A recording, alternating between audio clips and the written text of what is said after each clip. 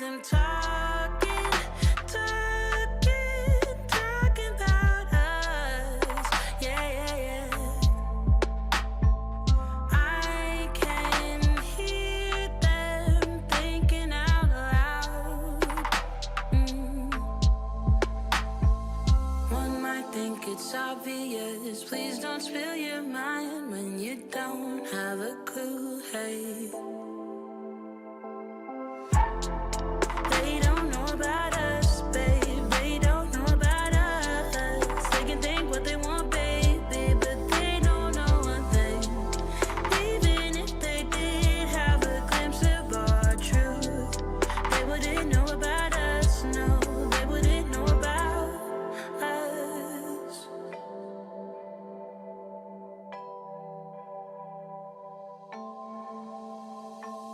They keep wishing that I'd fall in line.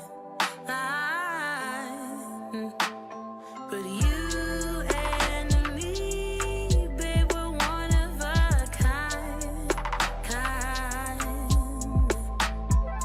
One might think it's obvious. Please don't spill your mind when you don't have a clue. Hey. They don't know about us, babe. They don't know about us. They can think what they want, baby, but they don't know one thing. Even if they did have a glimpse of our truth, they wouldn't know about us, no. They wouldn't know about us, us, us, us.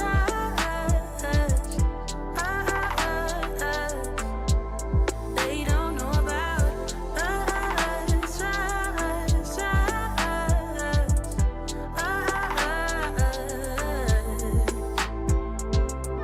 They don't get it, babe, living in a cruel world.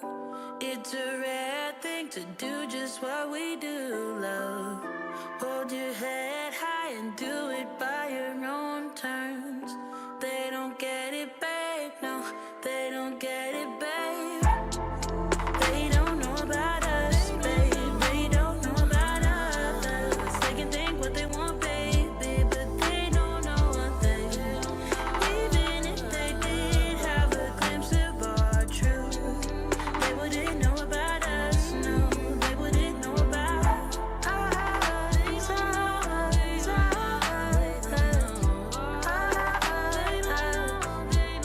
They don't know about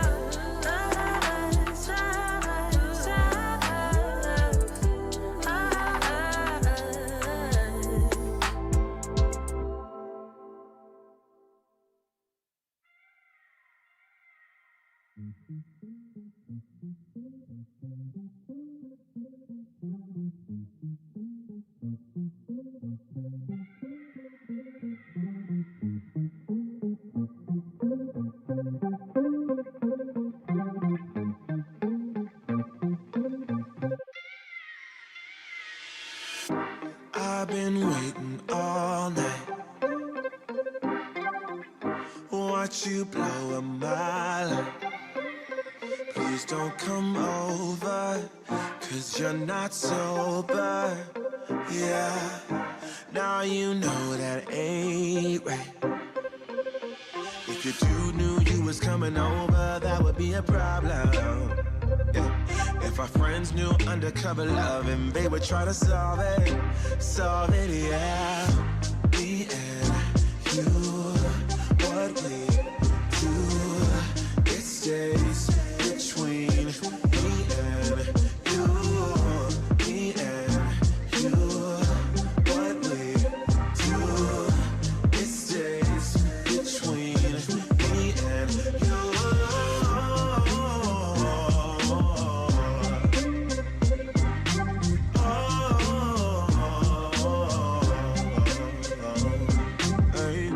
Please don't touch me like that, 'cause you know I'll react. Don't make me do this, I feel so foolish. No, breaking rules and that's facts. If your dude knew you was coming over, that would be a problem. If our friends knew undercover love and they would try to solve it, yeah. Me and you, what we do, it stays between me and you. Me and you, what we do, it stays between me and you.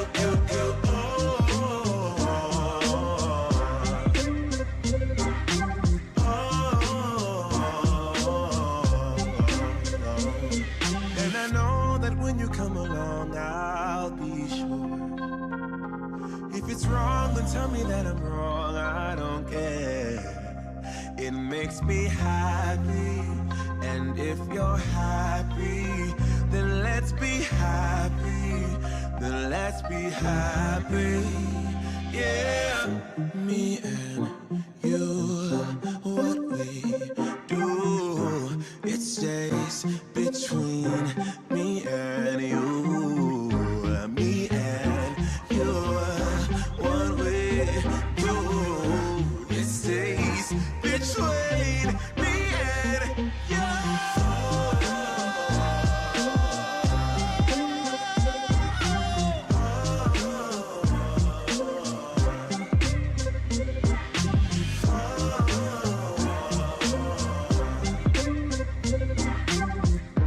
It stays between me and you.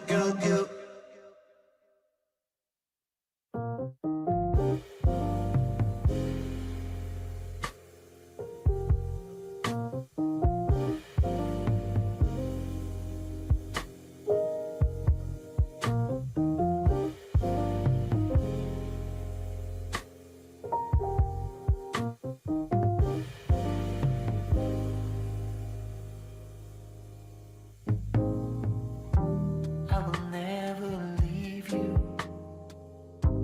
in the pouring rain. And no matter what we go through, love will still remain. So do what you want, baby. You and me in the sun. Know that I still be here when the day is done. So come a little bit closer, and I'll tell you what I feel inside. You know I'm gonna wait on you. I'm gonna wait on you. You know I'm gonna wait on you. Yes, I'm gonna wait on you. No one's gonna love you like I do. So glad that I found you. You're the missing piece, the last piece of the puzzle. I'm finally at ease. So when times are rough and the promises we make just seem so hollow and weak, and we're about to break, we have to remind ourselves, 'cause we know how we feel inside. You know I'm gonna wait on you. Ain't over till it's over.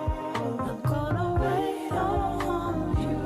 I'm gonna love it till it's gone. You know I'm gonna wait on you. And the weight that's on your shoulder, I'm gonna carry that for you. So hear me when I say no one's gonna love you like I. Agora sim, acho que agora nós estamos online, certo? Certo, estamos aparecendo lá. Muito bem. Eu sou Leonardo Piva, eu lidero as frentes de nuvem aqui na Tivit, que compõe hoje nuvem privada e nuvem pública dentro de uma estratégia integrada. Tá bom? E eu estou aqui para dar primeiras boas-vindas, agradecer a presença de vocês que se deslocaram para estar aqui hoje, quem está acompanhando a gente online também. É um prazer ter vocês aqui com a gente. recentemente, agora em julho, a gente divulgou aqui na Activity um novo posicionamento, que é conectando tecnologia para um mundo melhor. E o tema do evento de hoje tem tudo a ver com isso. Né? Hoje vocês vão conseguir ouvir um pouquinho aqui de como, na prática, a gente tem resolvido alguns problemas, de como que a gente tem empregado aqui o uso de novas tecnologias para resolver esses problemas. A Activity já vem adotando o uso de inteligência artificial já há algum bom tempo para resolver problemas nossos internos e para resolver problemas também dos nossos clientes. Então, de novo, é legal vocês ouvirem isso hoje. E a gente vem fazendo isso não só sozinhos aqui, integrados com os times de Lambda, enfim, das nossas diversas áreas dentro da Activity, mas também com os nossos parceiros de tecnologia, como é o caso, por exemplo, da Amazon, aqui representado pelo Ricardo hoje. A Amazon, inclusive, que é um parceiro que a gente tem aqui, eu tenho o prazer de liderar essa relação já há alguns anos, que é uma parceria que cada vez mais madura. A gente tem visto o reconhecimento não só dos nossos clientes, mas também do mercado, dos nossos parceiros e dos analistas também.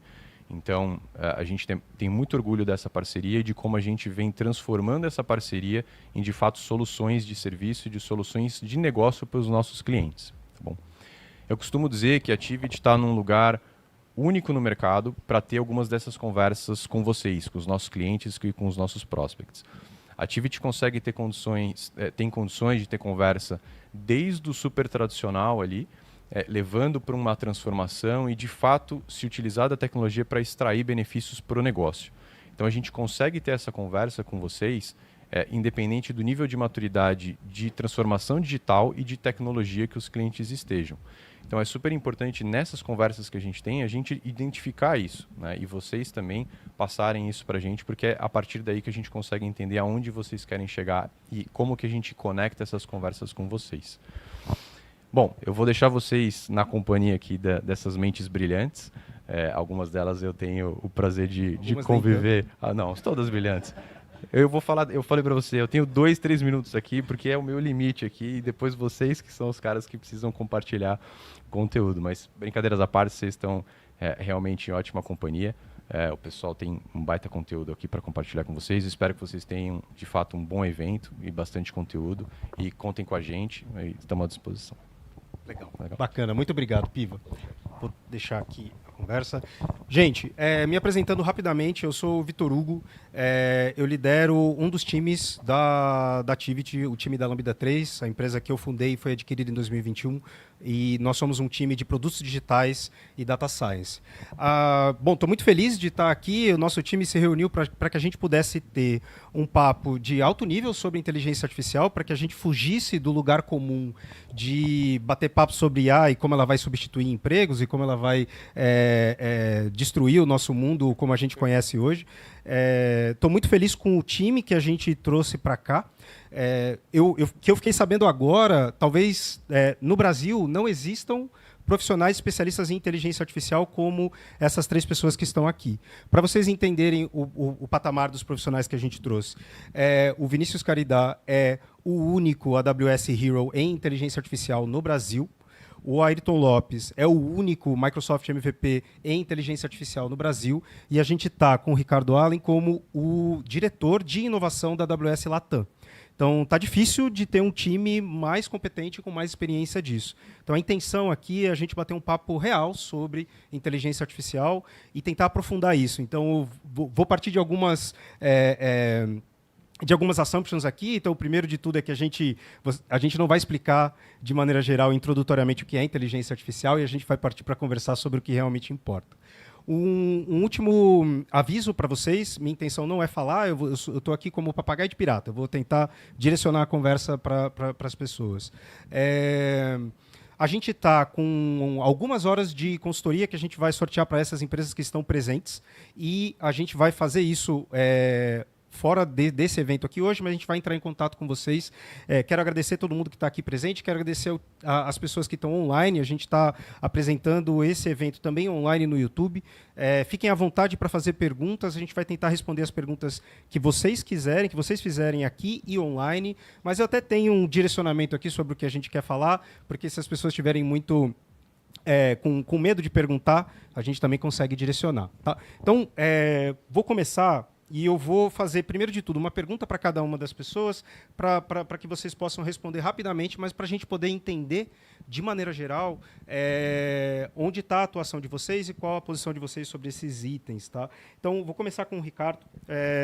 Ricardo, pode falar rapidamente qual que é a tua atuação hoje junto à AWS, e eu vou fazer uma pergunta para você responder. Então, dentro do contexto de inovação, que é parte da tua especialidade, como que o contexto de Latam se difere no restante do mundo, né? A gente não tem múltiplos bilhões para treinar modelos de machine learning e a gente não tem uma oferta de centenas de milhares de profissionais em inteligência artificial e machine learning para que a gente possa construir aquelas organizações e aquelas soluções que sejam transformadoras de maneira muito rápida. Então, como que se diferencia esse processo de inovação olhando para a inteligência artificial dentro do teu contexto? Obrigado, Vitor. Bom dia, pessoal. Tudo bom? Bem, eu sou o Ricardo Allen, como me apresentaram.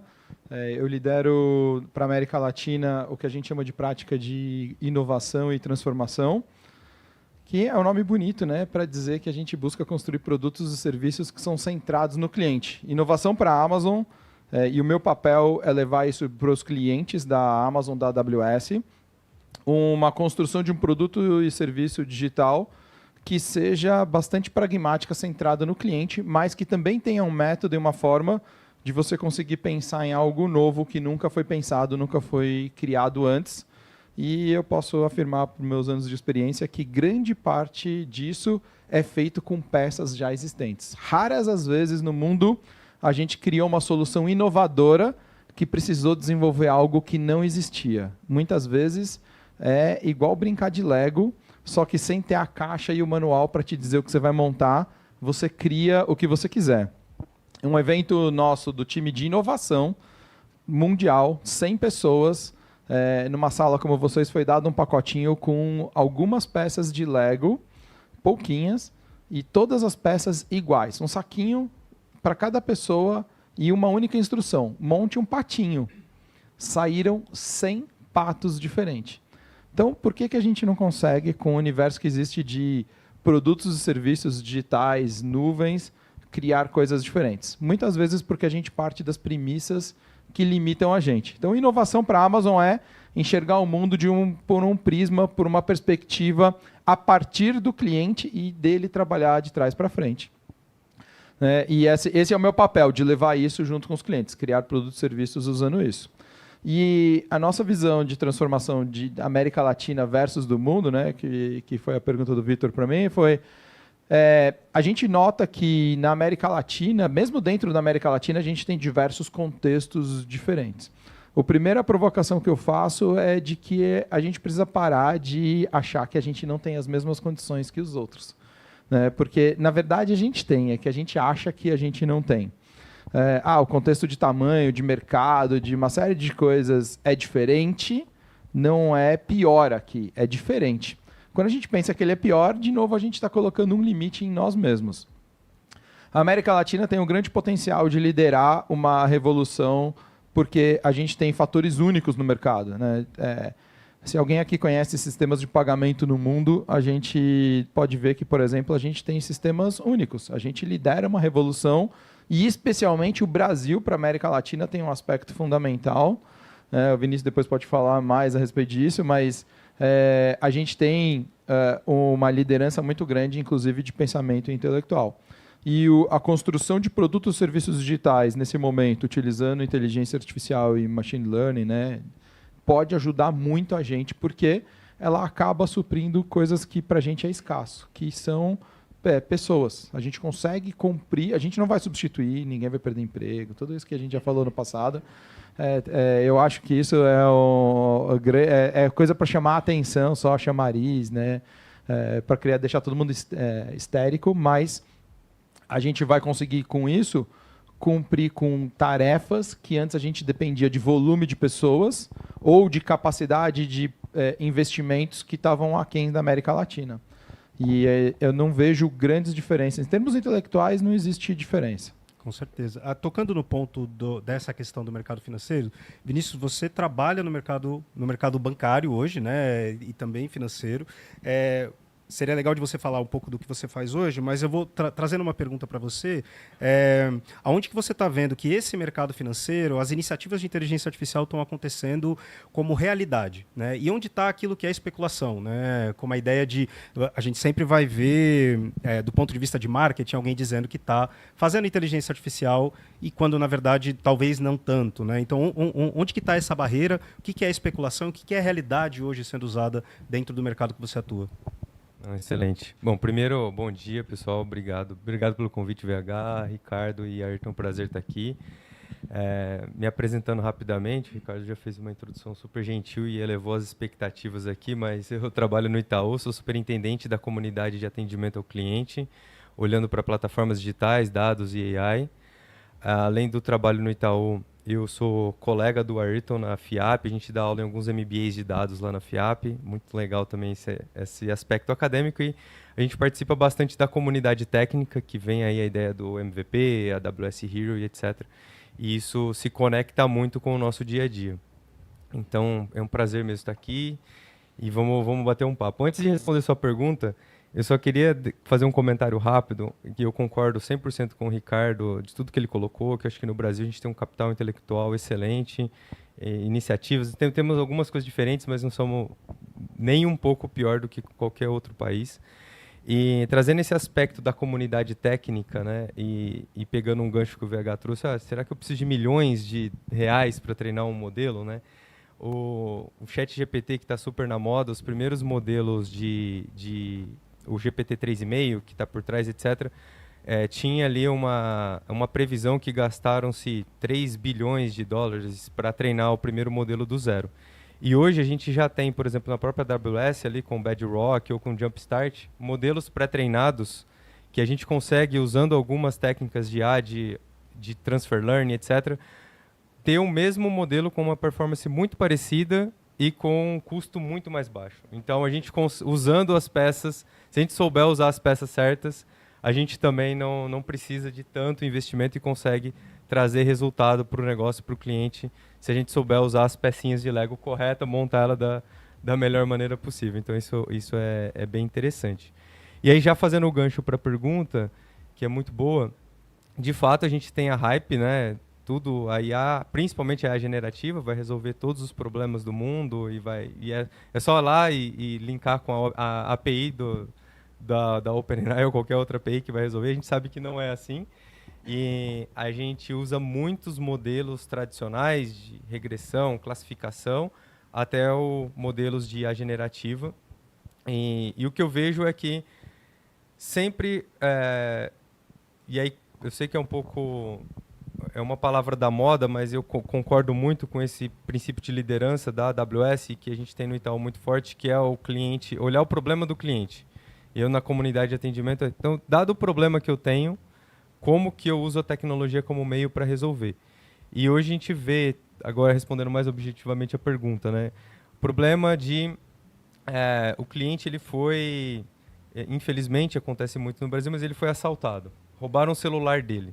O celular é um bem pessoal, mas ali você tem todos os seus acessos da sua vida, principalmente todos os seus acessos bancários, etc. Como que eu uso tecnologia para não só executar o que ele precisa de maneira rápida, mas ao mesmo tempo ter as pessoas nesse processo para dar a empatia necessária, porque é um momento super sensível que a gente tem que estar junto ali do cliente. Então, nesse caso, a gente consegue usar inteligência artificial para detectar qualquer mudança de comportamento, anomalia ou um contato por um outro dispositivo que não é aquele do cliente, entender aquele contexto rápido e disparar de forma automática bloqueios, troca de senhas, enfim, tudo isso. Isso ajuda muito o cliente e não tem IA generativa para fazer isso. Tem técnicas clássicas de inteligência artificial e de plataformas de nuvem em tempo real, consulta de dados em tempo real. Eu acho que o grande combustível para tudo isso funcionar é ter o dado disponível, é ter um dado de qualidade, é ter plataformas também modernizadas que ajudam com que a gente consiga entender aquele contexto de forma rápida e tomar uma ação também de forma tempestiva e assertiva. Legal, incrível. Até o comentário foi assaltado há 2 semanas atrás e eu consigo ter empatia com esse processo que foi realmente problemático. Ayrton, trazendo essa conversa, né, inclusive para o teu relacionamento junto com o Vinícius aqui, na área acadêmica, onde está a fronteira? Né? Porque a gente, de maneira geral, existe na academia, né, um estudo sobre inteligência artificial, as diversas facetas de data science e inteligência artificial na academia, e tem aquilo que a indústria consegue atuar, ou que de maneira geral consegue agir. Aonde que está essa fronteira daquilo que borda para tecnológica, né, que a gente ainda não viu uma aplicação real, direta dentro da indústria, e aquilo que é realidade, que a academia já não está mais preocupada de maneira mais concreta, né? Perfeito. Então, pessoal, me apresentando rapidamente, meu nome é Ayrton Lopes, sou, então, head da área de dados da Lambda 3, né? Nós temos lá uma equipe de analistas, engenheiros de dados, cientistas de dados. E, bem, o Vinícius até falou aqui, né? Nós somos companheiros também de ensino, né? Lá no MBA da FIAP. Também dou aulas na graduação, inclusive nesse assunto, né, de IA generativa e esses modelos mais estado da arte. E é muito interessante notar como a área ela mudou muito aí, lá do início dos anos 2000, quando a gente começava a ouvir falar mais em dados, né, o uso de dados, ainda como mineração de dados, e agora mais recentemente como área completa, como ciência de dados, né? Então, a verdade é que, aos poucos, está caindo essa ideia de que você tem ali profissionais mais acadêmicos, profissionais mais voltados para o mercado, justamente porque o mercado precisa desses profissionais, como já foi falado aqui, né? Nós temos um déficit muito grande quando falamos desse profissional em ciência de dados, e ainda mais porque o trabalho em ciência de dados ele é um pouco diferente quando nós falamos do desenvolvimento mais tradicional, ao passo que ele se aproxima muito aí do método científico, né? Então, nós sempre estamos ali levantando hipóteses, promovendo a experimentação para que, de fato, cheguemos aí em grandes resultados, né? E a gente vai falar de alguns desses resultados aqui hoje. E uma das coisas interessantes, então, é que o Brasil ele tem se voltado mais para verificar a formação desses profissionais, quais são nossos gaps nessa formação, e também fazer com que, de algum modo, né, a academia ela esteja mais próxima, porque justamente a academia acaba gerando muitos dos métodos que depois nós acabamos utilizando, seja por meio de plataformas, como é o caso aqui da nuvem AWS e de outras, né, como também até mesmo do nosso trabalho, né, de customização desse tipo de algoritmo e desses produtos em dados de maneira geral. Legal. Bom, vocês viram que a abrangência de assuntos ela é muito grande. E a intenção é realmente convidar vocês para que, se você tiver perguntas dentro dessas diversas áreas que a gente falou aqui, fiquem à vontade para fazer pergunta no YouTube, para fazer pergunta aqui diretamente. A gente está pronto para responder. Eu vou trazer a conversa agora como uma pergunta aberta, fiquem à vontade para responder, eu acho que, de maneira geral, quando a gente vai iniciar um trabalho que eventualmente envolva a inteligência artificial, surgem várias barreiras, né? E eu quero discutir um pouco sobre essas barreiras. Primeiro, uma identificação de vocês sobre quais são as barreiras hoje para que iniciativas de inteligência artificial deslanchem nas organizações e onde que está o risco, né? Onde que está a ideia da gente talvez conseguir colocar recursos de maneira mais eficaz, né, para ter realmente retorno sobre as iniciativas de inteligência artificial. Fiquem à vontade para responder, tá? Convidados primeiro. Vai lá. Eu comecei primeiro, você pode ir. Bom, então, obrigado aí pela verdade. Eu acho que é uma excelente pergunta, não vou me alongar muito, mas eu queria fazer um comentário rápido, só pegando um pouco do gancho da pergunta anterior que o Ayrton respondeu, que é, ao mesmo tempo, a gente está próximo da fronteira do conhecimento, olhando o que existe, e, no outro extremo, às vezes parece que a gente está longe. Para quem tem um pouco de curiosidade, pesquisem IA generativa, está super na moda, eu já vi algumas apresentações do pessoal falando, surgiu em 2022 IA generativa, e aí tem talvez o que é considerado o primeiro trabalho de IA generativa, foi uma tese de doutorado que foi defendida em Harvard em 1990, que é geração de texto para descrever imagens. Então são 30 anos de pesquisa, e agora que isso de fato virou um produto escalável e todo mundo está usando. Então, saber usar a tecnologia na maturidade e no momento e no problema que a gente quer, eu acho que é um ponto super fundamental, e linkando também, né, quando vira um produto e a gente pode usar isso diretamente de uma cloud pública, né, como na AWS, que a gente tem vários produtos que ajudam a escalar de forma rápida nossos use cases, testar e etc. E linkando isso com a pergunta, né, os desafios que a gente tem, eu acho que um desafio é esse. Que modelo, que técnica, que solução eu vou usar para resolver aquele problema que eu tenho? E quando a gente começa a entender mais a fundo o problema, a gente começa a entender que tem várias outras barreiras, como, por exemplo, acesso ao dado, tipo de dado que eu quero usar, como eu vou usar, como que eu vou garantir segurança, privacidade, como que eu vou usar com ética aquele sistema que eu estou criando, para que, de fato, eu resolva aquele problema que eu quero, com o resultado esperado para a empresa, obviamente, e sem impactar em nenhuma dessas vertentes o nosso usuário ou a sociedade como um todo. Então, quando a gente pensa em todos esses aspectos, as dificuldades são grandes. Às vezes a gente pensa que é simples, né? Eu quero só entender, sei lá, no e-commerce, eu quero entender o que esse cliente quer, dado um produto, e oferecer um outro produto. Isso é simples, mas às vezes, quando a gente começa a entrar a fundo naquele detalhe, o cliente está procurando bateria no meu e-commerce. Será que ele quer tocar uma bateria? Ele está fazendo aula de música? Ou será que ele quer a bateria do celular dele? Ou que tipo de bateria que ele quer? Em qual momento? Então, às vezes o problema parece simples, mas quando a gente vai entrar a fundo, ele não é tão simples assim.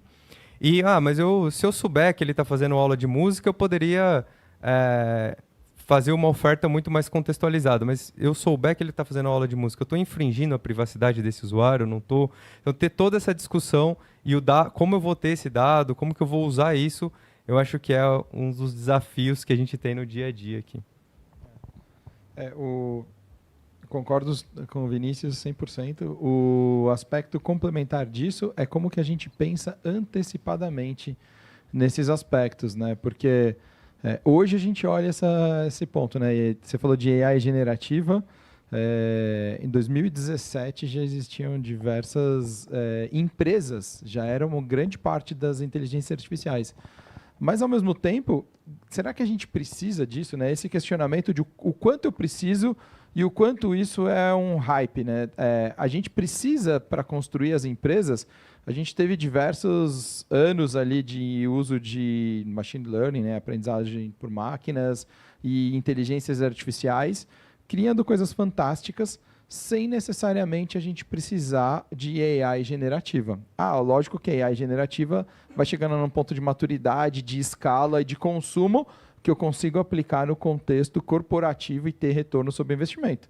Porque há 20, 30 anos atrás, ele era inviável, né? Há 5 anos atrás, né, ter 3 bilhões de dólares para investir, para começar a treinar modelos, era inviável. Hoje eu já consigo, né, pelo mesmo custo de acender mais uma lâmpada dentro do escritório, começar a testar modelos. Isso faz com que a gente comece a pensar em o que eu posso fazer para construir produtos e serviços que, se eu substituir a palavra de AI generativa por qualquer outra coisa, eu continuo com o meu produto sendo aderente a isso. Eu posso mudar a técnica, eu posso mudar o contexto, o recheio, mas o começo e o fim continuam sendo válidos. Se a gente pensa nesse aspecto, aí a gente tem um produto que ele é muito mais atemporal. E aí a chance de eu conseguir continuar encantando o meu cliente, ela independe. Porque no exemplo do Vinícius, o cliente, quantos anos existem baterias, tanto elétricas quanto físicas, de música? E quanto tempo mais elas vão continuar existindo? E quantas pessoas mais vão continuar buscando por elas? E há 10, 20 anos atrás, talvez a gente não comprasse, né, baterias recarregáveis. Hoje a gente compra recarregável. E se eu mudar esses modelos e eu conseguir ser mais eficiente nesse mesmo processo, significa que eu continuei centrado no cliente. Então, complementar a isso, o desafio que eu sempre faço para os clientes é como que a gente mantém a centricidade na nossa pergunta.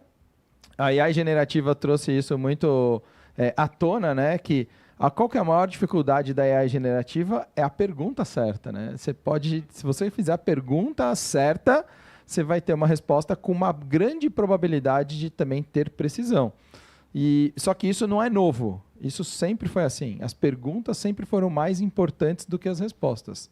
A gente esquece. O momento que a gente vive, né, ele é só acelerado a respeito disso. E eu acredito que a AI generativa também vai se tornar algo que a gente vai se acostumar e que a gente vai ter um outro hype, né, no futuro. É interessante você falar isso, que eu acho que a mensagem principal é, primeiro de tudo, tecnologia iterativa e incremental. Então, não adianta a gente pensar em grandes soluções para uma visão de mundo, de trabalho que é iterativa e incremental para que a gente possa atender o negócio. E quando a gente fala de IA, envolve risco ainda por cima. Né? Exatamente. A minha pergunta até nesse sentido, Ayrton, era que tipo de estratégias que a gente pode usar para mitigar muitos desses riscos de repente cair no hype, né, de investir num projeto gigantesco de LLM, por exemplo, e eventualmente a tecnologia andar e você tá preso naquela decisão de 2 anos atrás que você já fez o budget, que você já aprovou, já montou time. Né? Que estratégias que a gente pode ter para mitigar isso? Agora puxando a sardinha para o nosso lado, né? Na Lambda 3, bem, pessoal, primeira coisa é que a gente tem que promover muito essa questão da cultura de dados, né? Então, fazer com que aquele tomador de decisão ele entenda que dados, naturalmente, inevitavelmente, ele está atrelado a risco. Quando a gente fala de experimentação, aquele experimento ele pode dar super certo, pode dar super errado, né? Eu tenho que criar métricas, eu tenho de ter ali um panorama que eu consiga acompanhar a evolução desses algoritmos, dos estudos que eu estou fazendo, que eu consiga reportar isso de maneira mais rápida. Então, essa faceta iterativa e incremental ela já funciona muito bem para desenvolvimento mais tradicional e ela funciona melhor ainda para dados. Quanto mais segurança eu tenho na qualidade do dado, no acompanhamento do que está sendo entregue, geralmente isso me provê aí melhores modelos. Eu vou fazer uma provocação que a gente precisa fazer isso Big Bang ou... Muito pelo contrário. Você tem a questão dos quick wins, né, que a gente sempre fala. É o que eu consigo entregar de maneira mais rápida e que atenda a dor daquele cliente o mais rápido possível. E o segundo ponto é o que acontece se falhar. Se sua organização não lida bem em transformar falha em aprendizado, porque... Ninguém gosta de falhar. E esse negócio de startup que ficou romântico de fail fast, na verdade é learning fast, né? Então, assim, o fail significa, beleza, entendi um jeito de não fazer, mas se eu não tiver uma estrutura de transformar isso em aprendizado, e é dados, 100% dados, porque eu preciso registrar todo o meu caminho, porque senão eu viro aquela, né, viro o dilema do louco, né? Eu vou fazer a mesma coisa tudo de novo e espero um resultado diferente. A gente só muda porque eu tenho todo o registro do caminho.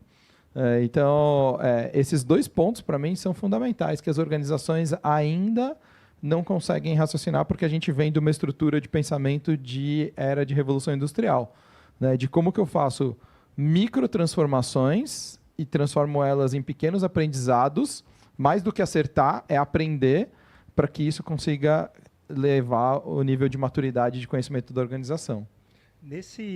Nesse aspecto de inovação, né, de experimentação e tal, onde vocês acreditam que fica a decisão sobre uma iniciativa que toque em dados? Porque eu tenho a percepção de que muitas vezes a gente está falando de uma decisão meramente técnica, dentro de um viés técnico, eu preciso usar uma nova plataforma porque está todo mundo usando, sem necessariamente incorporar isso dentro de um contexto mais de negócio. Onde vocês acreditam na organização que tem que estar conectado a decisão sobre, por exemplo, o uso de uma nova ferramenta que engloba a inteligência artificial, ou um novo projeto, ou uma nova iniciativa de produto? Como ela, então? Você pode falar, né, também. O que eu vejo nas organizações é que existe um aspecto que a gente pensa pouco corporativamente, exatamente nesses aspectos que o VH falou, de quem é que deve tomar essa decisão. Será que a gente já teve essa conversa na organização? Quem é que deve tomar a decisão e qual é o processo de tomada de decisão? Eu acredito muito nas decisões rápidas e autônomas pelos times, mas os times precisam ter uma característica especial, muito ligado, né? Formações de times que a gente fala de times ágeis, né? Do agilismo, que são times multidisciplinares, mas eles precisam ter uma condição de olhar o negócio, mas serem empoderados pela alta liderança.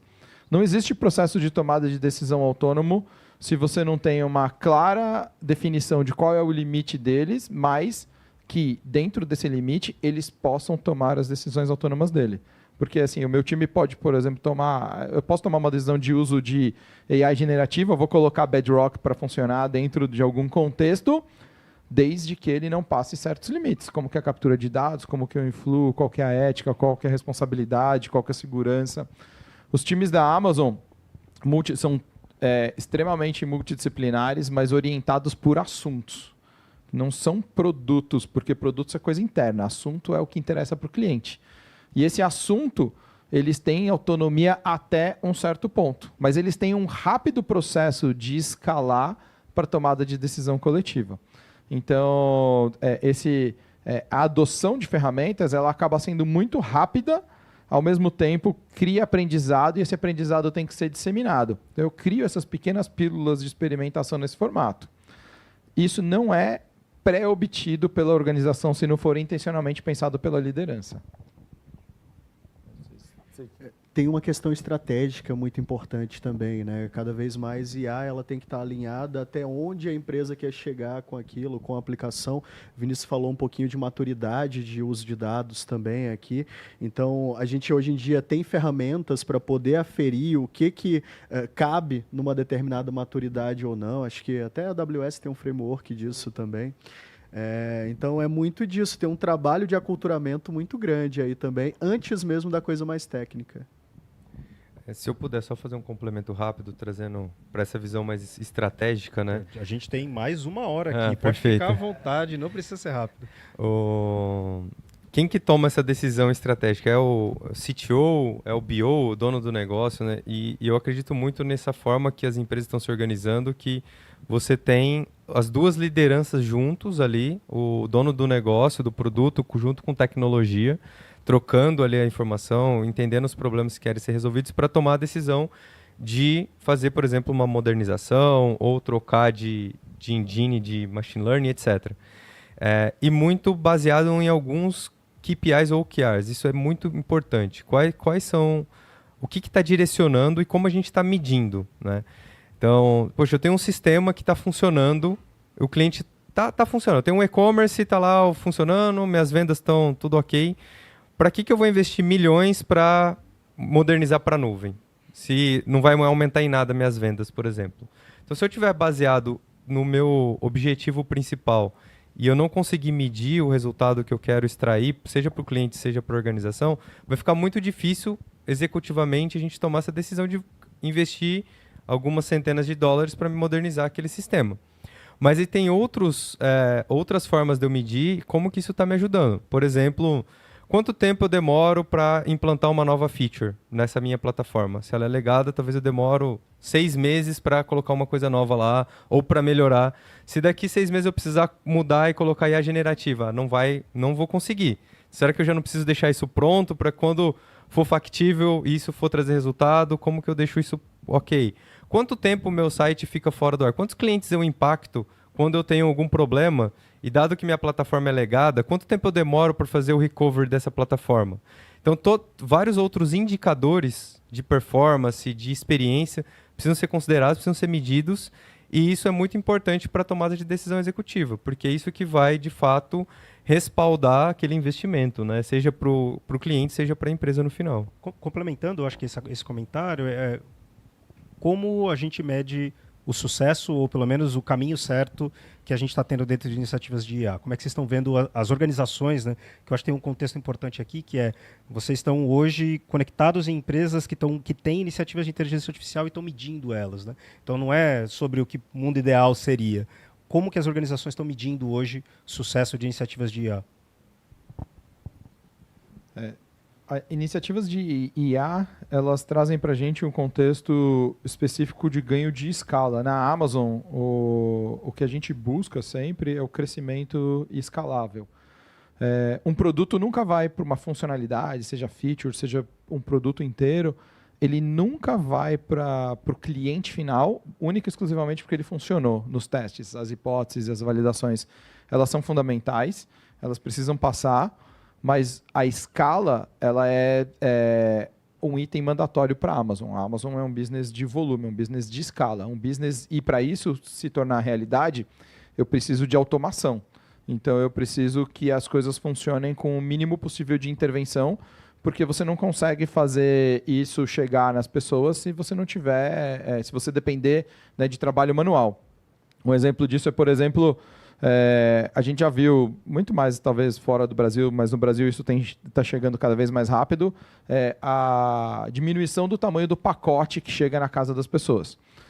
E por que isso acontece? Porque a gente consegue fazer uma identificação do produto. Essa identificação do produto, né, se ele quebra, não quebra, pode estar num envelope corrugado ou tem que estar numa caixa, não pode ser manual. Porque são, né, milhares, milhões de itens que estão armazenados num armazém, né, no centro de distribuição. Eu preciso ter isso de um formato que eu consigo ter uma certa automação e escala automatizada. Esses são os processos onde a gente nota que, independente da área, independente do cliente, é onde a gente consegue colocar a inteligência artificial para fazer um papel fundamental de escala do negócio do cliente, para que você consiga chegar num ponto onde você não conseguiria chegar sem essa utilização. Ou é volume de cálculo, ou é velocidade de cálculo, ou é trabalho de repetição, ou tem diversos outros use cases, né? Análises de informações, transferências de contexto, né? Seja imagem para texto, texto para imagem, que a gente não consegue. Tem um cliente nosso que ele é uma empresa que é muito baseada em vídeos, treinamentos de pessoas baseadas em vídeos. Eles tinham mais de 25 mil horas de vídeos e a análise deles de que se eles fossem criar legendas para tornar esses vídeos acessíveis a pessoas que, né, têm dificuldades auditivas e precisariam de legendas para assistir esses vídeos de treinamento, eles demorariam 15 anos. Foi feito em 22 dias com o uso de inteligência artificial. Incrível. 22 dias versus 15 anos. Então, isso é muito legal, né? Porque antigamente o pessoal só via, por exemplo, a acurácia do modelo, né? Eu tenho que atingir tal acurácia para dizer que deu aqui o Done, né? O definition of Done era só isso, né? E hoje em dia não, a gente está vendo ganho de escala, como você bem falou, economia, por exemplo, no uso de nuvem, talvez substituição de pessoas que estão num trabalho que poderia ser automatizado, que vão para um trabalho mais criativo, que é uma das coisas que a gente vê muito na Lambda, né? Economia de espaço, por exemplo, de estocagem, é uma coisa que a gente tem trabalhado muito, porque se eu faço com que aquele processo logístico ele seja mais rápido, de repente aquela empresa ela tem que ter menos galpões, ela acaba gastando menos com local, né? Então tem uma série de benefícios aí que não eram até tão tangíveis até pouco tempo atrás. É muito bom. Pegando esses exemplos que o Ricardo trouxe, eu lembrei de dois, e aí você me corrige se eu estiver falando besteira, mas uma curiosidade interessante é que na Amazon, nos centros de distribuições, se vocês forem lá, por exemplo, o pendrive, você não tem uma prateleira que tem pendrive de 8 GB, 16, 20, tá tudo... aqui é a ala dos pendrives. Um pendrive está numa prateleira, o outro está do outro lado do galpão. E aí você fala, nossa, mas da onde veio isso, né? E aí um exemplo prático do uso mesmo da IA. Porque quando os produtos similares estão um do lado do outro, para a gente é intuitivo que, tá ali, tá mais fácil. Mas é onde acontecia mais erros. Porque, eu tenho que pegar um pendrive de 32 GB, ele está no meio do 64 e o de 28. E aí o erro acontecia muito mais. Agora, se um está do outro lado do galpão, e do lado do pendrive tem sapato, você não vai errar na hora de pegar o produto correto. E tudo isso foi mapeado com inteligência artificial para entender a logística daquele centro de distribuição. Então, eu acho que a métrica, né, tentando fazer esse link, não é a acurácia, as métricas técnicas do modelo. Mas, nesse caso, é quanto que a IA ajudou a reduzir problemas, erros de pacotes, erros de entrega, erros de produto e assim por diante. E isso começa pelo erro para o cliente. Então, a minha obsessão é por reduzir o número de pendrives enviados errados. Então, agora o que eu posso fazer para ajudar? Eu preciso entender a causa raiz. Só que não é escalável se você fizer manualmente. Então, eu preciso... E estratégia de dados, né? Quando a gente começa... Não precisa ser no começo, idealmente é no começo, mas sempre tem uma estratégia de dados envolvida para poder linkar isso. Porque para ter isso que o Vinícius falou, a gente precisava ter o dado, né? Falar assim, se eu não sei nem quantos erros eu crio, e se eu não sei onde as coisas estão e quanto tempo as pessoas demoram, como que eu vou fazer para que isso aconteça? Então... Não, excelente. E eu acho que medir, né, e como que a gente usa e escala. E pegando um exemplo que é público e real do Itaú também, linkando com esse que você falou do vídeo, hoje no Itaú a gente recebe mais de 100 milhões de ligações por ano. 100 milhões. E aí eu quero usar esse dado para melhorar os produtos e serviços para os usuários finais. Como que a gente faz isso? Ouvindo 100 milhões de ligações também demoraria uns 30 anos ali, então a gente nunca chegaria. Então, usando também inteligência artificial, a gente consegue transcrever, garantir segurança, privacidade do usuário. Eu não preciso saber quem é, mas eu preciso saber como que eu meço possíveis melhorias e entrego isso na ponta para ir evoluindo. Então, isso é bem legal. Só uma pequena pausa, se vocês tiverem perguntas, fiquem à vontade, pode levantar a mão, a gente entrega o microfone e você fala, sem problema. Quem estiver online assistindo também pode mandar pergunta. Eu quero falar sobre uma questão de barreiras, eu quero fazer uma pergunta, uma questão de barreiras que é interessante, porque a gente já vivenciou isso em alguns lugares, que é vencer a barreira do uso da inteligência artificial para executar uma atividade que há muito tempo é executada de maneira manual. Então, o que reflete aqui mas eu sempre fiz essa ação desse jeito. Essa é a melhor coisa que pode acontecer. Então não tem por que ganhar inteligência dinheiro artificial. Toda vez que alguém fala isso pra gente. Porque eu já faço isso há 20 anos. Eu quero que vocês explorem um pouco isso. Primeiro, se isso acontece com alguma frequência e citar alguns exemplos, né, que vocês possam falar aí sobre isso, porque eu acredito esse como sendo um grande desafio para a implantação de soluções que usam inteligência artificial. Eu posso talvez usar um outro exemplo que eu gosto muito. Se fugir muito do tema, você me interrompe, por favor. Tudo é tema. Que é uma aplicação na área da saúde. E o grande objetivo era dessa aplicação específica de uma startup, que era levar a saúde de qualidade para lugares do interior do Brasil. O Brasil é um país de dimensões continentais e não tem especialistas em todas as regiões. Então, era muito focado no Brasil e na África, porque tinham condições muito parecidas. E aí veio a barreira, poxa, mas o médico, os procedimentos, eu faço isso, a medicina, sei lá, há 500 anos a gente faz dessa forma, agora você vai querer pôr na nuvem, vai querer fazer... Como que isso vai funcionar? Isso vai substituir o médico? Isso vai acabar? Como que isso vai ser, né? E é um dos projetos que eu acho muito interessantes, porque ele teve essa questão de faseamento para que as pessoas entendessem o processo, engajassem no processo e sentissem o resultado na prática e entendessem o propósito daquilo. Então, a primeira fase foi: eu preciso com que os dados eles estejam disponibilizados de forma digital. Então, todos os equipamentos de diagnóstico de imagem, etc., foram plugados com IoT para poder mandar o dado para a nuvem. Então, esse foi o primeiro ponto. Uma vez que eu tenho dado na nuvem, eu consigo, né, entregar aquele resultado do exame para um especialista em qualquer lugar do Brasil. Então, fiz um exame, sei lá, na Bahia, posso entregar para um especialista no Amazonas, ou coisas assim, para analisar aquele resultado. E uma vez que eu tenho o resultado digitalizado e o relatório médico, eu começo a ter dados onde eu posso começar a treinar modelos de inteligência artificial. E aí os modelos foram ficando melhores e melhores e melhores. Então quer dizer que ele substituiu o humano? Não. Existe os médicos, como nós, seres humanos também, né, erram, como todos nós.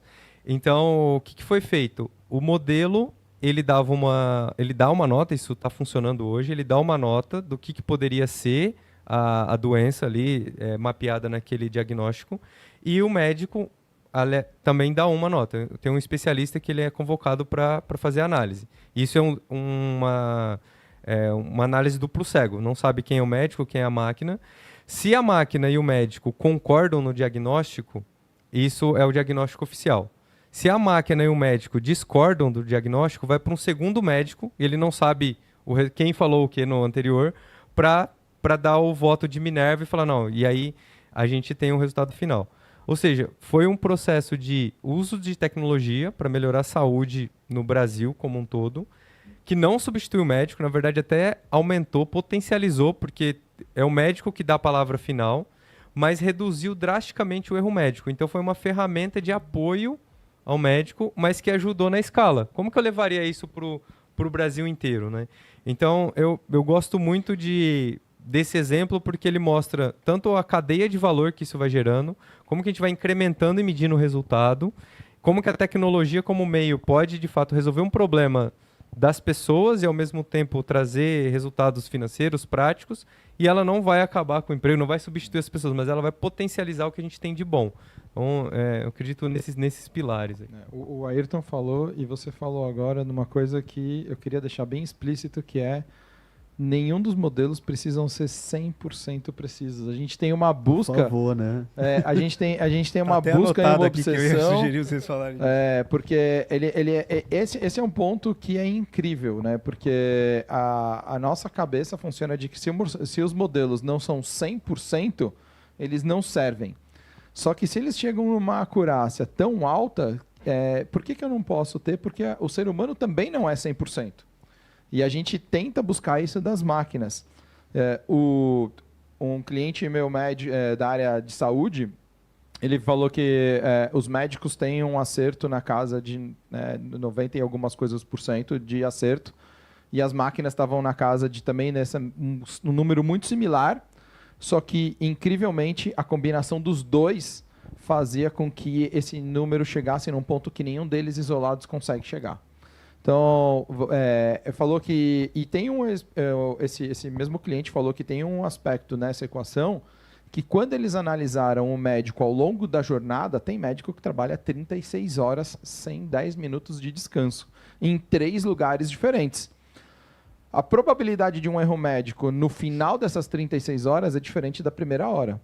E que o erro nessa 36ª hora, com a influência da máquina para direcionar, essa daqui são as X possibilidades do que eu vi, reduz drasticamente. Então, o erro foi reduzido drasticamente, não na primeira hora, numa análise de laboratório, mas na vida real, nos 36 horas de trabalho da jornada do médico, naquele momento que ele podia enxergar aquilo como uma coisa que estaria muito fora, mas que, como a máquina sugeria alguns diagnósticos, ele falou assim, esse não é, mas esse terceiro é, e ele não teria pensado se não fosse a máquina ajudando.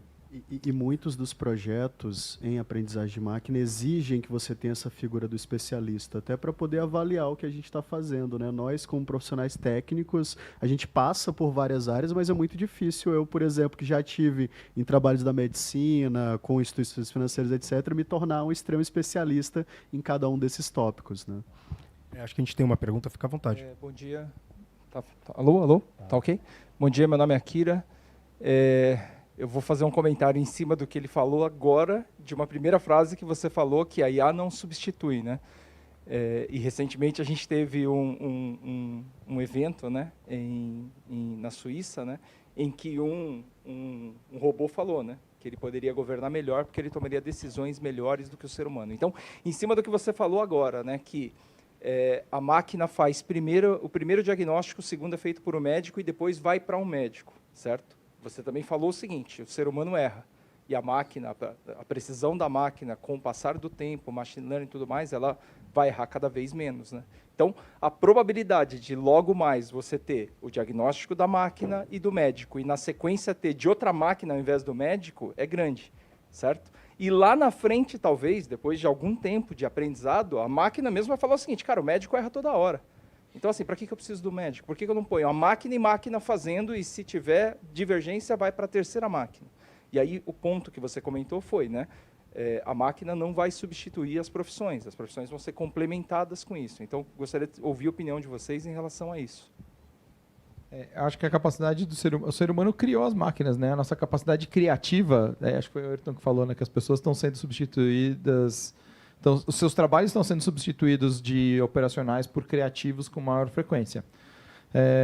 As doenças e as mudanças que vão acontecer, eu acho que vão fazer com que a gente continue tendo médicos. Todas as profissões têm pessoas que têm capacidade de aprender novas coisas e tem pessoas que não querem isso. E eu acho que a profissão talvez não desapareça ou ela mude, transicione. E a gente tem essa capacidade muito grande de criação.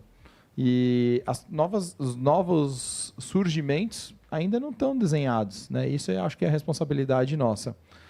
Sabendo desses futuros e sabendo disso, a gente também pode desenhar Tem uma futurista que eu gosto muito, que ela chama Amy Webb, e se vocês não conhecem, procurem na internet, tem vídeos no YouTube, eu gosto muito dela.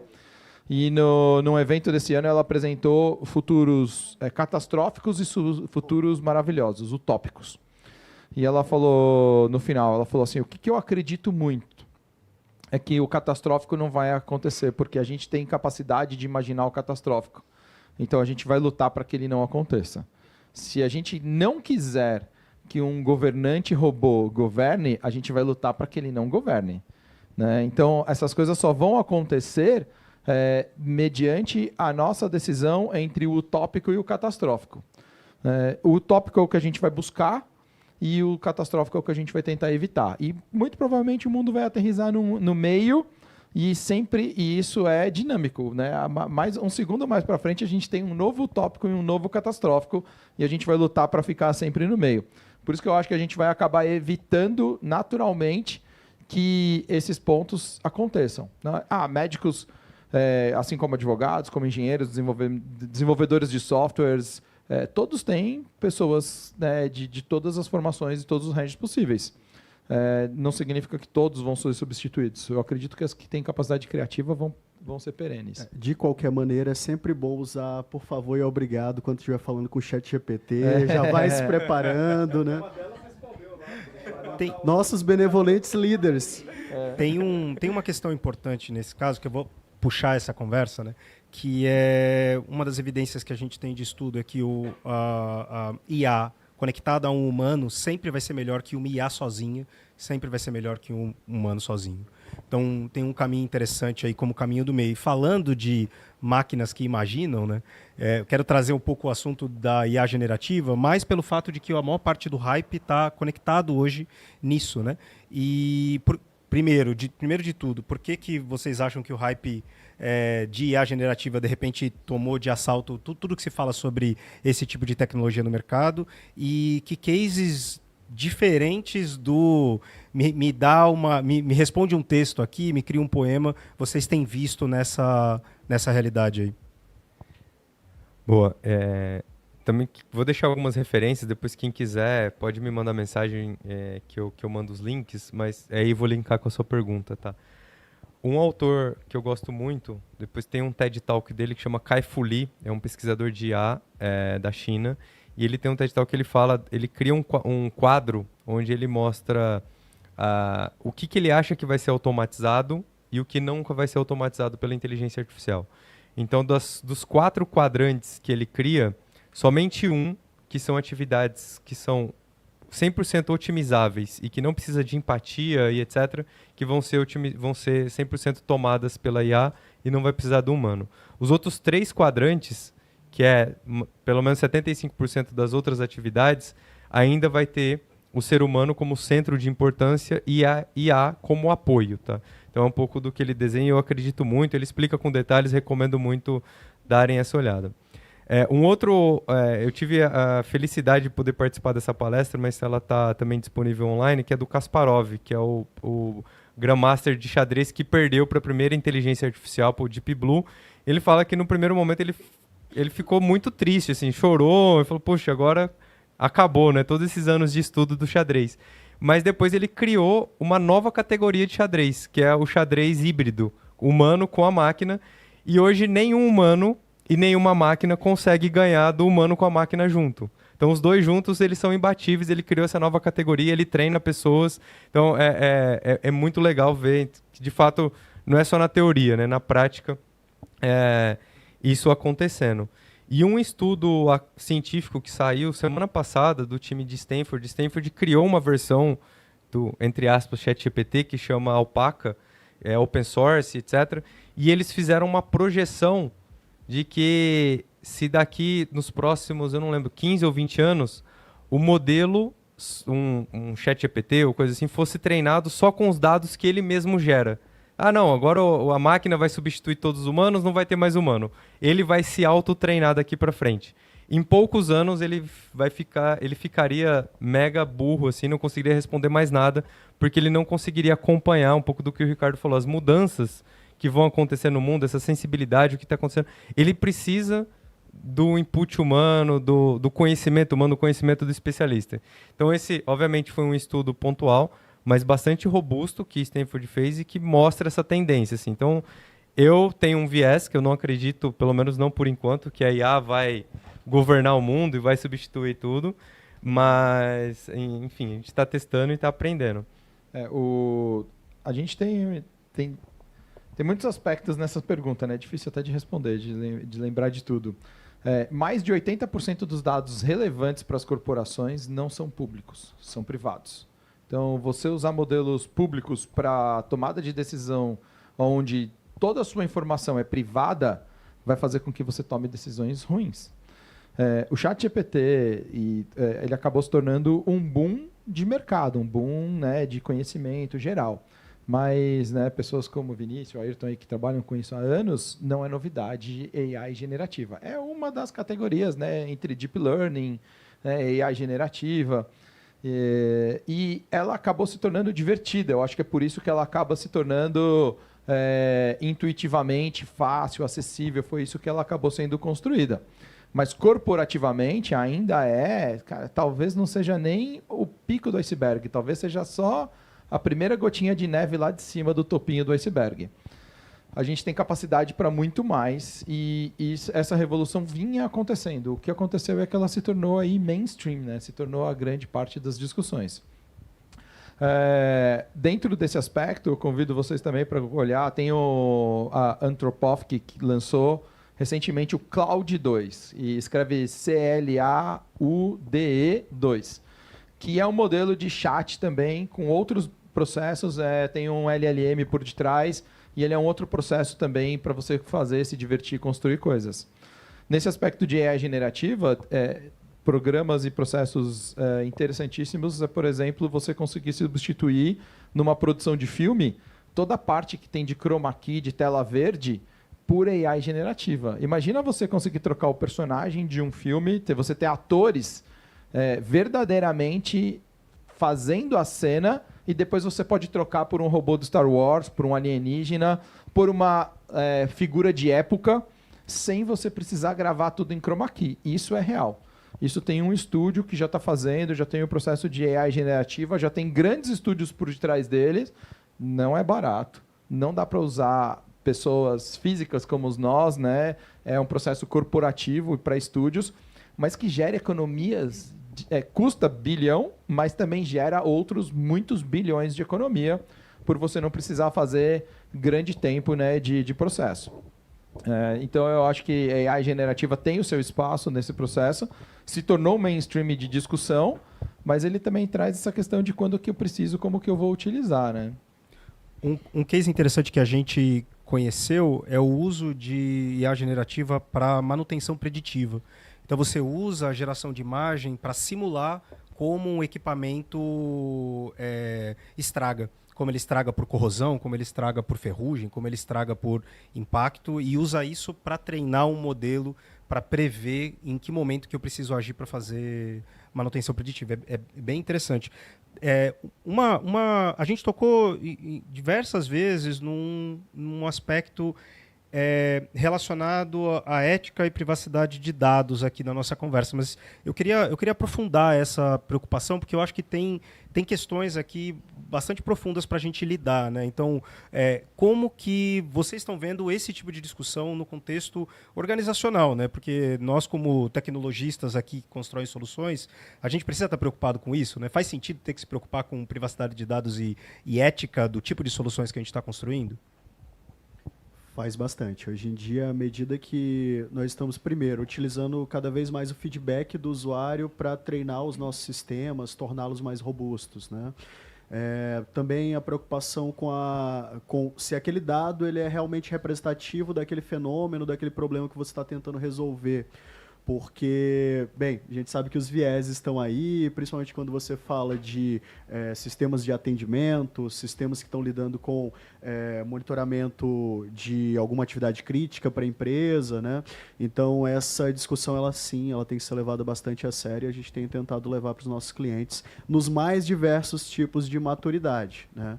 Claro que, obviamente, o cliente que se utiliza bastante de IA nos seus processos, ele já teve esse problema em algum momento, ele vai começar a ter. né? Então, é algo que a gente tem que trazer também para a discussão. O que tem hoje de ferramental, né?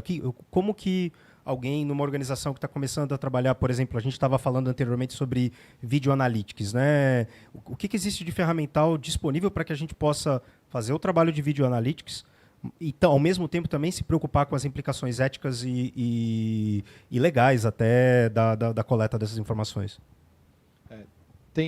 Dentro da grande parte das suítes, você tem processos de segurança e restrições éticas e de responsabilidade que você consegue criar. O grande ponto, eu acho que um ponto importante que o Ayrton falou é que a gente precisa também ser atento na hora da construção. Porque uma máquina, você pode até ter modelos pré-treinados e você pode utilizar modelos que existem no mercado, mas você precisa colocar o seu contexto a respeito disso. E o questionamento a respeito desse aspecto, ele não é pré-obtido. Você precisa intencionalmente criá-lo. Eu preciso capturar o rosto da pessoa, eu preciso capturar informações pessoais. O que eu vou fazer com esse dado? Então, ao mesmo tempo que o dado, né, ele é extremamente relevante, a gente precisa capturar o maior número possível de dados, a gente precisa entender o que eu posso, o que eu preciso fazer. E nunca é suficiente ter uma paranoia do que acontece se esse meu dado vazar. Se esse meu dado vazar, eu estou expondo o meu cliente de alguma forma? Se sim, como que eu faço para transformar isso em alguma coisa que cria mais uma camada de privacidade? Essa busca por essa identificação e como que o cliente se sente a respeito dessa informação. Eu não sei vocês, mas assim, todos os portões eletrônicos hoje têm aquela identificação. Alguém já parou para pensar onde estão essas imagens? Quem é o banco de dados? Como que ele reconhece? Qual que é a privacidade? Qual que é a camada de segurança? Aberto, a gente tá ferrado, se esse bucket está aberto, né? Que nível de... Então, esse é algo que a gente precisa constantemente revisitar. E o aspecto ético, ele é muito mais crítico do que o aspecto de compliance de normas, né? Então, assim, a gente tem diversas normas, né, que a gente tem que seguir, que tem que estabelecer, mas eles não estabelecem esse nível de criticidade. A ética vai ser fundamental nesses pontos. E acho que 3 pontos vão ser determinantes, né, cada vez mais exponenciais para as empresas, né, que é a ética, a sustentabilidade e a capacidade dessa velocidade, né, de usar esses dados de uma forma inteligente. Esses 3 pontos, para mim, são pontos que, se você não souber mais nada do que fazer na empresa, faça alguma coisa a respeito disso, que você tenha uma longa vida. Por favor. Bom dia, sou Edivan. Quando a gente fala de ética, no que se refere a esse contexto de IA, eu entendo que, tal qual você comentou, existe o lado PJ, o lado PF, mas existe o lado governamental. Quando a gente fala de pessoa jurídica, nós, dentro das empresas, vamos tomar todo o cuidado para não filmar além do que é necessário, não guardar informação além do que efetivamente precisamos. Quando a gente fala de governo, uma ilustração não, é uma real, lá na China, onde cada esquina, cada poste tem uma câmera e essas câmeras conseguem fazer reconhecimento não só facial, mas eles conseguem perceber se uma pessoa está tendo um ataque cardíaco para mandar uma ambulância. Nesse sentido, o grau de informação que os governos podem deter, as corporações, elas vão tomar seus cuidados, elas vão ter as limitações éticas, mas os governos, dependendo das intenções, eles simplesmente passam de qualquer limite, porque eles são os donos daquele território e eles regem as leis. Então, seguindo nessa linha, a inteligência artificial, ela tem limites, a utilização dela tem limites éticos, mas, ao mesmo tempo, eles podem ser quebrados dependendo de quem tem o poder e, principalmente, de quem tem a maior massa de informação. O cara se torna o todo-poderoso, por assim dizer. Então, esse é um perigo. Alguém falou aqui Receita Federal, por exemplo. O cruzamento da Receita Federal está animal. Ele consegue pegar até aquilo que você nem pensou que tinha que lembrar de fazer. Então, você sabe que ele também usa informações das tuas redes sociais, né? Que talvez a complementar disso aí é o quanto de informação pessoal real que organizações têm sobre nós também, né? Exato. E o quanto ele pode ser usado como alavanca não só para governos, mas pelas próprias organizações, né? Exato. E quando fala-se de empresas, a gente está falando de isso como a gente chama bonitamente de diferencial competitivo. Agora, quando você fala de governos, você está falando de diferencial de poder mesmo, né? Então, essa questão desse limite, eu acho que é algo que a gente ainda vai descobrir, concorda? Eu concordo. Na China, o mesmo que te ajuda a mandar uma ambulância a quem está tendo um ataque cardíaco, coloca você num painel digital porque você atravessou fora da faixa. Ou manda uma multa para o seu CPF porque você jogou um chiclete fora do lixo. Então, o quanto isso é abusivo versus o quanto isso é benéfico é uma questão que a gente precisa debater. Eu acredito muito que isso precisa ser trazido à tona, ser criado fóruns, comunidades, momentos de discussões. Os governos sabem menos do que a gente, apesar da Receita Federal saber muito mais até do que a gente, né? Mas eu acredito muito que isso é muito influenciado pelo poder das pessoas e das organizações. O governo tem que ser um reflexo da sociedade. A gente usa pouco isso ainda. A gente ainda... Isso o VH perguntou para mim no começo a diferença da América Latina para outros lugares, né? Essa é uma diferença cultural latino-americana. Pela nossa formação, pela nossa colonização, pela nossa cultura, da gente não exercer como sociedade na América Latina igual outros lugares acontecem. Outros lugares, países europeus, países asiáticos, o chinês... A gente erroneamente acha que o chinês não se revolta contra isso. É que a revolta dele é silenciosa e é de uma outra maneira. Mas a cultura e a civilização chinesa mudou muito e o imperialismo, né, muito ditatorial chinês já mudou radicalmente. Ele já entrega... Agora, por outro lado, a gente assina contratos de confidencialidade que são, né, muitas vezes absurdos, de redes sociais, né, de sistemas de navegação que a gente usa no celular, dando acessos além do que a gente deveria, né, ou do que a gente gostaria de dar, única e exclusivamente por um benefício. Então, muitas vezes a gente entra nessa roda. Então, precisa criar essas discussões. E quando que isso vai mudar? Quando a gente tiver essas discussões. Quando a gente levar isso à tona, né? Legal. Participação popular para esse tipo de discussão talvez seja o principal caminho aqui. Mas trazendo um pouco mais para o contexto, porque a gente está mais ou menos próximo aqui do nosso final, eu quero ouvir de vocês o que vocês estão, nesse momento, empolgados com inteligência artificial. O que está na cabeça de vocês como sendo coisas fenomenais que estão acontecendo, que vocês estão interessados e querem avançar e querem aprofundar dentro dessa área do contexto que a gente está fazendo aqui? Começa agora? Tá. Não, nessa discussão de ética, por algum... Pode ser qualquer coisa, tá? Por alguma questão, eu linkei aqui. Eu participei de um curso de encantamento do cliente da Disney. E lá, se você pedir uma informação, onde fica tal brinquedo? Você nunca vai ver alguém apontando com um dedo só, igual a gente faz aqui. Porque isso, para algumas culturas, é pejorativo, é ofensivo. Então, todo mundo é treinado para apontar com 2 ou 3 dedos, porque isso...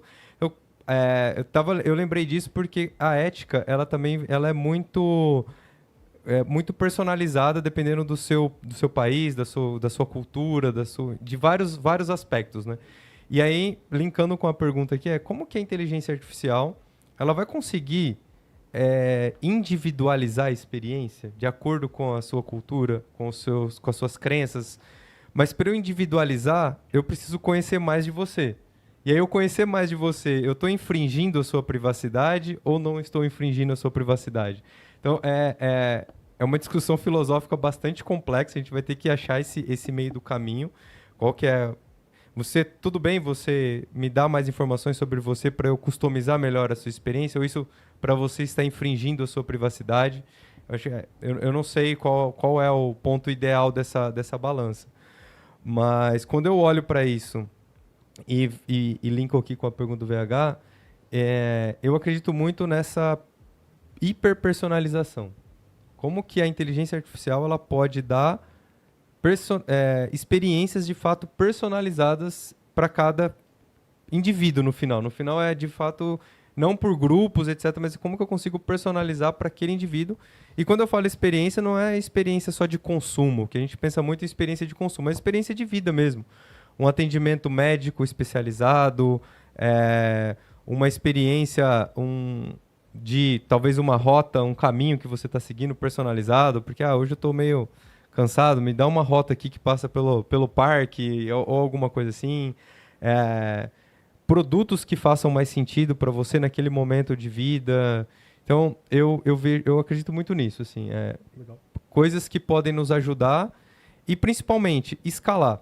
Eu tenho um amigo e eu estou ajudando num projeto que é em parceria com a Universidade do Japão, que existem alguns problemas de saúde que são muito raros. Então, para um laboratório fazer testes, criar medicamento, não compensa, é muito caro fazer isso. E aí, com a inteligência artificial, a gente consegue, um pouco do que você trouxe do exemplo da IA generativa, para prever possíveis problemas em manutenção em máquina, a gente consegue também criar e prever possíveis medicamentos do futuro. E isso barateia muito toda uma cadeia de processo de teste. Obviamente tem os testes clínicos, etc., mas você deixa o custo muito mais barato e torna acessível possíveis medicamentos que antes não iam ser, porque são doenças muito raras, poucas pessoas têm, o custo não compensa criar esse tipo de medicamento. Então, eu acredito muito nisso, escalar para personalizar e tornar possível coisas que antes não, por questões financeiras, enfim, por questão de escala, que hoje a gente já vê casos práticos mesmo acontecendo. Eu vou adicionar ao que o Vinícius falou, a parte de sustentabilidade. O que me empolga, além disso, que você falou de micromomentos e dessa hiperpersonalização, é a nossa capacidade de começar a ampliar cenários futuros para ajudar a corrigir coisas que a gente foi construindo do passado que vêm sendo danosas para a nossa própria sociedade. Então, a parte de sustentabilidade, eu nunca vi a gente ter... discussões sempre aconteceram, mas efeitos práticos e a capacidade da gente de utilização de ferramentas de inteligência artificial para esse ajuste, essa ajuda que a gente tem nessa construção. Eu vi uma reportagem esses dias de que a Universidade Brasileira criou uma folha de papel que são células de painéis solares que você no futuro vai conseguir, são flexíveis, maleáveis, e no futuro você vai conseguir transformar qualquer coisa que você tenha, qualquer superfície, em um painel solar. Você pode colocar aqui na janela, você pode levar para outros lugares. Ela é pequena, barata. Muito desses estudos têm influência em estudos de inteligência artificial e a gente pode utilizar isso para sustentabilidade. Deve. A melhor rota, o melhor processo de entrega, como que eu faço esses processos mais eficientes. Acredito muito que a gente consegue devolver para o planeta algo sustentável para a gente não exaurir todos os nossos sistemas, né, toda a nossa fonte provedora no futuro. Esse Legal. Bem, já eu tenho estado muito animado com as possibilidades técnicas aí, principalmente em aprendizagem por reforço e nessa junção, nessa maior interação entre o humano e a máquina. Acredito que isso vai não só nos ajudar a evoluir como humanidade, né? Então, já temos aí proposições na literatura de melhoria das capacidades humanas, conexão de inteligência artificial com outras áreas do conhecimento, né? E eu acho que o ChatGPT ele meio que está trazendo um glimpse disso, né? As pessoas elas estão conseguindo interagir e treinar aquela máquina de acordo com a sua interação, né? Isso vai passar a ser comum toda vez que você está lidando ali com novos usos de inteligência artificial. E outra coisa que tem me motivado muito é a questão do barateamento mesmo desse tipo de tecnologia, né? A gente está vendo aí, anteriormente estava indo muito por aquele lado, né, de modelos cada vez maiores, das big techs sendo as proprietárias desse tipo de modelo, e agora não, né? A gente está vendo uma visão acadêmica também, modelos que podem funcionar com menos dados, né? Então isso tem me animado bastante, porque abre possibilidades, principalmente porque a gente faz hoje na Lambda 3 também. Legal. Gente, olhando para o horário aqui, a gente vai apresentar um case para que vocês conheçam de um trabalho nesse sentido. Aí eu vou pedir primeiro para vocês, se você quiser deixar uma última mensagem, fiquem à vontade. Vou começar do lado de lá, né, que a pergunta começou do lado de cá. Fiquem à vontade, um minutinho, e aí a gente vai apresentar um case de trabalho. Tá? Eu quero, primeiro de tudo, agradecer a presença de vocês, agradecer a maneira como vocês responderam, agradecer o pessoal que está aqui. E eu acho que é isso. Fiquem à vontade, Ayrton. Pessoal, obrigado a todos. Espero que vocês tenham ficado tão empolgados aí com o tema inteligência artificial, assim como nós somos empolgados com isso, né? Só deixando um recado, né? Quem não conhece o podcast da Lambda 3, a gente tem um episódio lá com o Vinícius sobre responsabilidade ética e inteligência artificial, com ele, com a Bianca Ximenes também, que eles são GD, né? Além de Machine Learning Hero. Então a gente tem muito material lá também sobre IA, sobre esses desenvolvimentos possíveis, e novamente agradecer a todos que estão aqui conosco, o pessoal que também está nos acompanhando online, e um abraço aí para o nosso time também, que está todo mundo remoto hoje. Eu queria agradecer o convite e a participação aqui. Convidar a todos também para pensar nesses aspectos que a gente falou aqui a respeito, né, de cultura, dos processos de liderança, porque a gente está falando aqui de inteligência artificial e hoje ele é um dos aspectos. Inteligência artificial tem sido extremamente empolgante, né? A gente tem aqui discutido, tem trazido esse tema, mas existem aspectos complementares tão importantes quanto, né, de sociedade, de cultura, de liderança, de ética, de responsabilidade. E se alguém quiser continuar esse papo, fiquem à disposição para conectar comigo, né, na AWS ou no LinkedIn. Obrigado. Excelente. Bom, foi um prazer também estar aqui. Obrigado pelo convite, poder trocar ideia. Também estou à disposição, quem quiser me adicionar nas redes, enfim, seguir os podcasts, tem bastante coisa legal. E eu acho que o recado final que eu queria deixar é que a discussão ela é muito rica, muito importante que a gente participe, e que o futuro seja catastrófico, né? Como o Ricardo colocou, seja positivo, não vai depender das máquinas, vai depender de nós. Então, todos que estão aqui, mas toda a sociedade, então a gente precisa, de fato, ter essa conversa, ela é muito importante. Legal. Gente, muito obrigado mais uma vez. Pedir uma salva de palmas aí para o pessoal.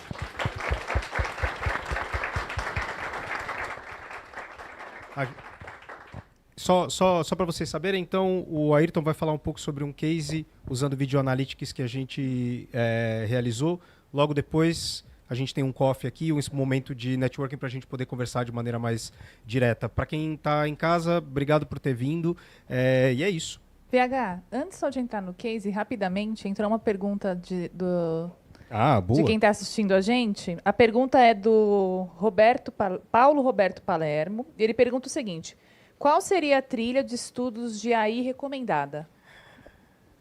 Se for o caso, se vocês quiserem responder depois do case. O podcast da Lambda 3 tem bastante informação sobre isso, mas, por favor, fiquem à vontade aí. Vou deixar os professores. Não, é só para falar que, coincidentemente, né, tem uma trilha da AWS também, o Google tem uma trilha muito boa sobre introdução à inteligência artificial. Depois a gente pode bota lá no site alguns links, né? Acho importante. A gente tem já isso preparado. Tem formas divertidas, tá? A gente pensa que inteligência artificial vai ser difícil, vai ser, né, boring, eu preciso ser, né? Tem Deep Racing, né? Tem formas de você começar disso lúdicas, de uma forma skill builder, que você consegue transformar isso num aprendizado light, leve, conseguir construir isso e enxergar como que isso vai te ajudando. E aí você vai aprofundando. Aí o grau que você vai chegar depende da sua vontade. Legal. Puxando a sardinha para a AWS nesse caso, mas tem alguns grupos de usuário que chama AWS User Groups, tem no Brasil todo. É uma comunidade técnica 100% gratuita, são voluntários que rodam. Então, seguem lá, dá uma procurada, AWS User Groups no Brasil, e ali vocês vão ter pessoas que vão poder ajudar nesses cursos gratuitos que a AWS fornece, em eventos com Deep Racer, etc. Então, dá uma procurada e participe da comunidade, que a comunidade ela é super aberta, gratuita, e a gente troca bastante coisa lá. Beleza. Vamos lá? Beleza, obrigado, gente. Obrigado.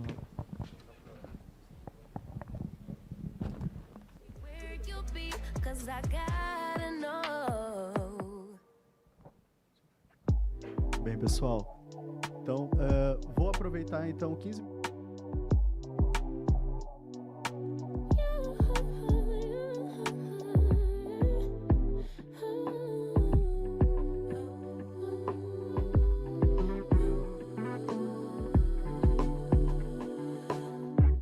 Just pulled up to the house. Don't feel like getting out. I'ma just lay back and cry.